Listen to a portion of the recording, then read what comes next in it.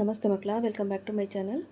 ಇವತ್ತು ನಾವು 8ನೇ ತರಗತಿಯ ಸಮಾಜ ವಿಜ್ಞಾನದಲ್ಲಿ ಸೇತುಬಂಧ ಸಾಹಿತ್ಯ ಪೂರ್ವ ಪರೀಕ್ಷೆಯ ಮಾದರಿ ಪ್ರಶ್ನೆ ಪತ್ರಿಕೆಯನ್ನು ನೋಡ್ತಾ ಹೋಗೋಣ. ಫಸ್ಟ್ ಹೆಡಿಂಗ್ ನೋಡಿ, ಈ ಕೆಳಗಿನ ಪ್ರಶ್ನೆಗಳಿಗೆ ಉತ್ತರಿಸಿರಿ.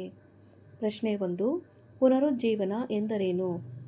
ಪ್ರಶ್ನೆ 2, ಪುನರುಜ್ಜೀವನದಿಂದ ಯಾವ ಕ್ಷೇತ್ರಗಳು ಅಭಿವೃದ್ಧಿಯಾದವು?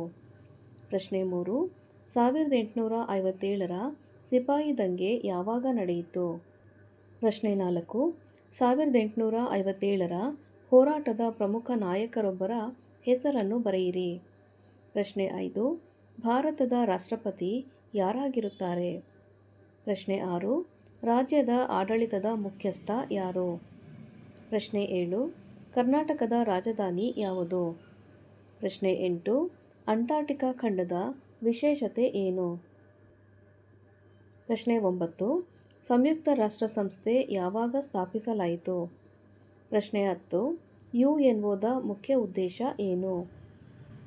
ಮಕ್ಕಳ, ಇಲ್ಲಿಗೆ 8ನೇ ತರಗತಿಯ ಸಮಾಜ ವಿಜ್ಞಾನದಲ್ಲಿ ಸೇತುಬಂಧ ಸಾಹಿತ್ಯ ಪೂರ್ವ ಪರೀಕ್ಷೆಯ ಮಾದರಿ ಪ್ರಶ್ನೆ ಪತ್ರಿಕೆ ಮುಕ್ತಾಯಗೊಂಡಿದೆ. ಮಕ್ಕಳ, ಈ ಒಂದು ವಿಡಿಯೋ ನಿಮಗೆ ಇಷ್ಟ ಆದಲ್ಲಿ ದಯವಿಟ್ಟು ನಮ್ಮ ಚಾನಲ್ನ ಲೈಕ್ ಮಾಡಿ, ಶೇರ್ ಮಾಡಿ, ಸಬ್ಸ್ಕ್ರೈಬ್ ಮಾಡಿಕೊಂಡು ನಾವು ಹಾಕುವಂಥ ಎಲ್ಲ ವಿಡಿಯೋನ ನೋಡ್ತಾ ಎನ್ಕರೇಜ್ ಮಾಡ್ತಾ ಹೋಗಿ ಮಕ್ಕಳ.